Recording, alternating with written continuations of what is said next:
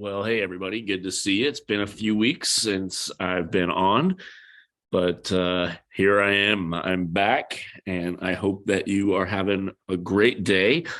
For those of you listening on any of the podcast apps, welcome. Those of you watching on YouTube, welcome to you. And I hope that you are doing well. We are real close to Thanksgiving. You might not know this, but Thanksgiving is most definitely my favorite of all the holidays. Halloween is growing in my book. I really enjoy it. And Christmas, here's the thing, like Thanksgiving Day, I feel like is my favorite day of the year, but Christmas season is great. Like I don't consider Christmas just to be one day. It's like a whole month long deal, right? So, but Thanksgiving Day is my favorite. I love the food. I love the football, just hanging out. I get up and run every morning. 5K. I've been doing that for 8 years in a row now, so I'll be doing that again. Freeze my ass off, but it's just kind of a fun thing to do. So, I wanted to talk a little today about therapy and I've shared a little bit about this, but I've been on a journey for a while. I think the crazy thing is like, um, I've really started probably in the last 3 or 4 months to vocalize things that I've only internalized. And I think, based on my DMs and, texts and things that I've gotten, I think people are, have asked in regards to faith and trauma and things that I've began vocalizing a lot. Wonder if something has happened over the last couple months that has caused me to just all of a sudden feel like I've shifted. And I have shifted in terms of what I uh, how I come across. I don't know how much you buy into this. If you don't, it's okay. I am an Enneagram 3. I'm also a Gemini, but both of those things are have some very similar characteristics. One of them is just being conflicted and feeling almost sometimes like you're two different people. Um, and I've felt that. And whether it was pastoring or just working with coaching or whatever, I've felt a lot of times like I have things that I want to say, but fear has kept me from sharing them, based off of how I feel like I'm going to be perceived. If you know anything about Enneagram threes, they are very image conscious. Like we are image conscious people. Same with Geminis. Like we just very, how we are perceived matters a lot. And over the last couple months, I've really tried to vocalize a lot of things that I've only internalized, and I've learned that um life is a pendulum, right? I mean, we tend to be people that think in terms of extremes. It's how things work in politics. It's just how people are. We there's this pendulum, and you're one way where I feel just very conflicted and very internal and storing everything. The answer a lot of times is to flip the pendulum and say, okay, I'm gonna share everything. And maybe that's not always the best. I maybe there's times in my life where I've been like, listen, I want to be the hero. I want everyone to love me. I want everyone to, respect me, to the pendulum of I don't give a shit if everyone likes me. And I want to be the villain. And I think that's just the complexity of life. And maybe you can't relate to that. Maybe there's not a single part of you that's ever wanted to feel um and be and experience something different.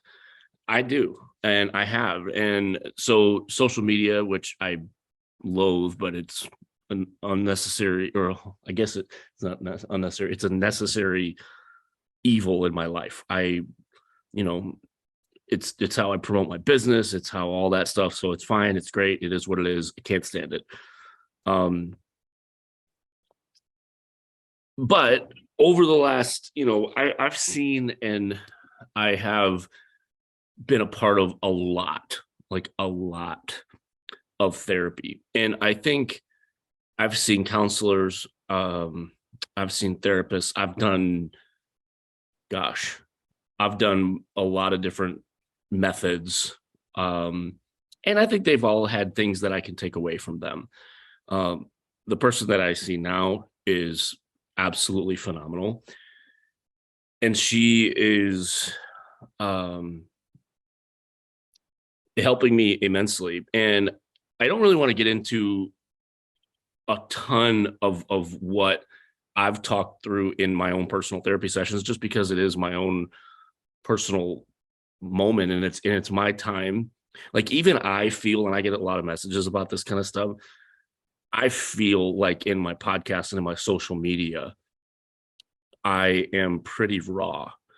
Um, but even that is tamed. Like what I portray and what I share is a muted version of what I really feel. And I think most of us probably can say that.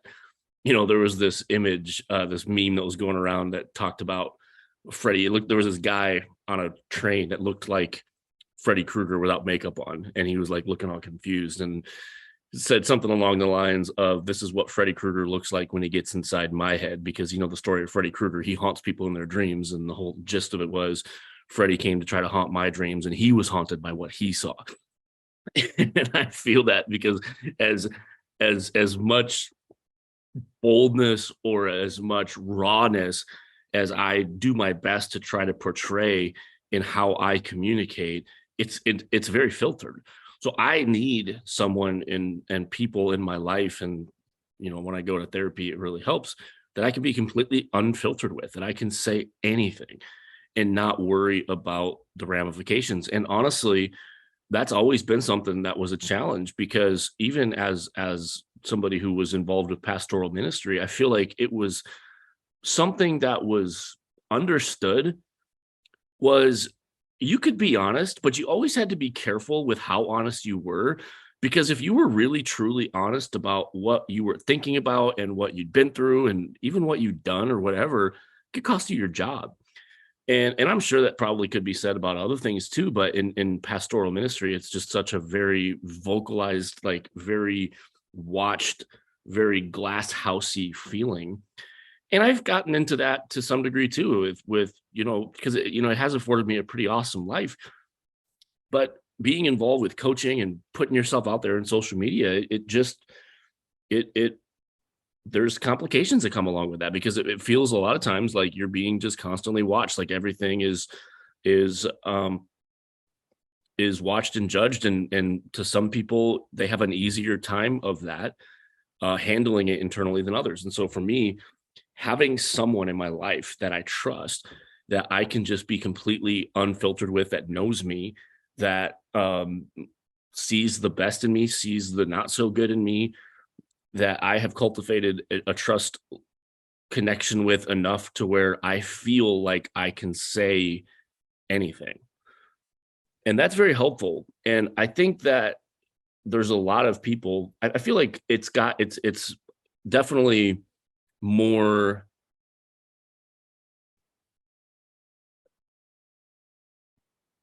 popular today. Like I feel like counseling, therapists, mental health, things like that, there's a bigger emphasis on that today. Like I feel like when I was a kid or even growing up in my early 20s, almost was the stigma behind seeing a counselor, that if you admitted that, like you almost didn't want people to know, because it signified that you were jacked up and that you had something wrong.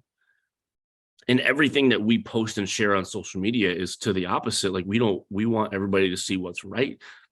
We have the Christmas card world where we just want everybody to see everything that we want them to see, and we want to hide everything we don't. And the truth of it is, I don't know. And if I am vulnerable and if I am raw, it's raw with the understanding that there is a part of me that is dark. Like there is a part of me that is jaded, that is cynical, that is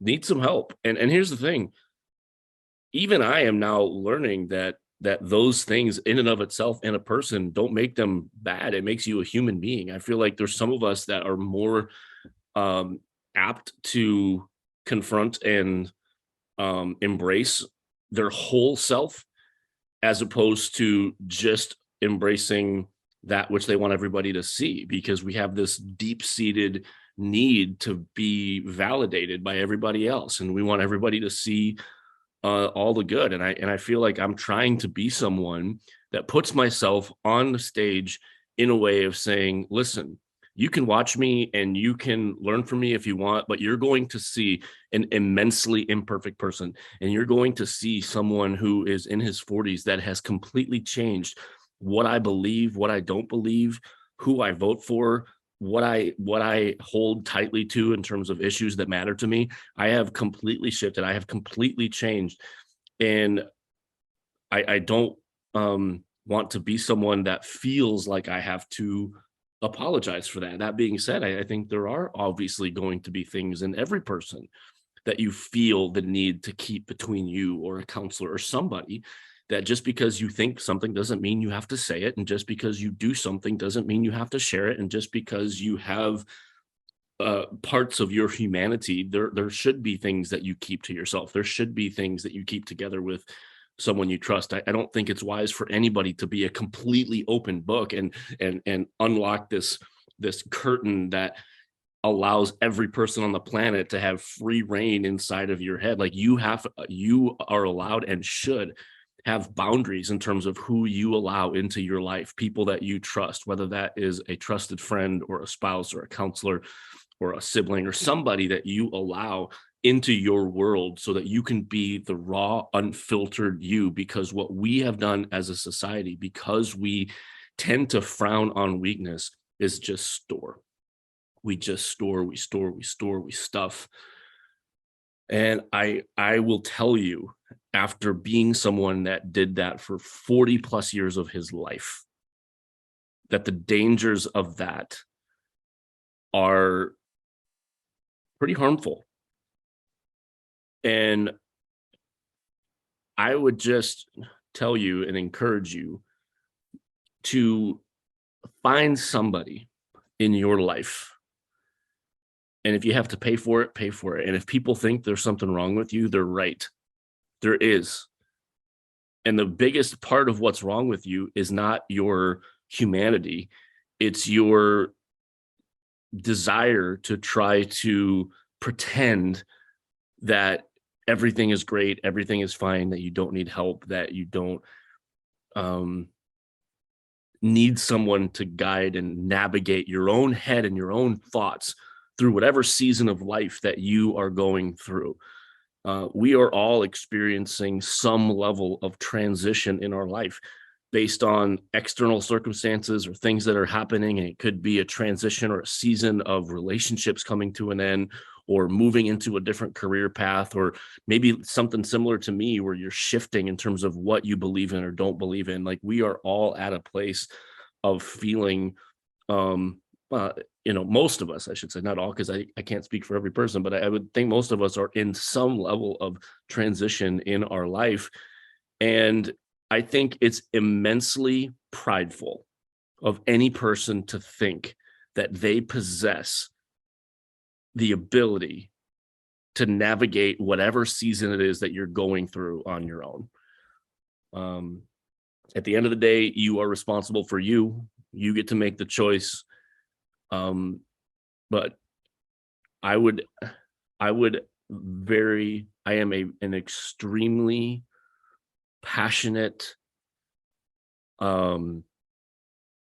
advocate for counseling, for therapy, for rawness, for the ability to say and talk and confide in someone that allows you to be the real you without consequence, and instead of what we have now, which is a propped up version for many people of the us that we want everyone to see. And the us that we really are, we try to hide and just hope that it eventually just deals with itself or goes away. And I'm just here to tell you that it's not. And I will tell you also, I'm someone that had an immense amount of trauma happen in my life over a decade. And the effects of that really didn't start to show up probably into my mid to late 30s. So just because you have experienced some things that happened a long time in the past, like, don't be surprised when those things rear their ugly heads at times that you never even thought. So allow yourself the freedom, allow yourself and for some of you, maybe you've never seen a counselor before, you've never had therapist, or maybe you've had some bad experiences, or you've had some things that maybe you didn't connect well. I probably saw 4 or 5 different therapists, counselors before I found one that I really truly connected with. So get out there, find someone today, especially with like the technological advances that we have. Like, you can find and connect with somebody via Zoom or whatever. But for those of you that are invested and work in the mental care field, I salute you. That is not an easy profession. Like, to be someone that is so good at what you do, to help and feel the person that you are with, that you are talking to make them feel seen and make them feel present and make them feel heard, is an immense superpower. And I salute you. To those of you that are working in the mental health field in any way, I salute you and I thank you. And I encourage all of you to find someone you can be yourself around. And I think you will find that it creates an immensely better version of you. So that's my little soapbox about mental health today. So hope you had a good listen. Hope this was helpful to you. This is Corey. This is Chasing Better podcast, and we will see you next time.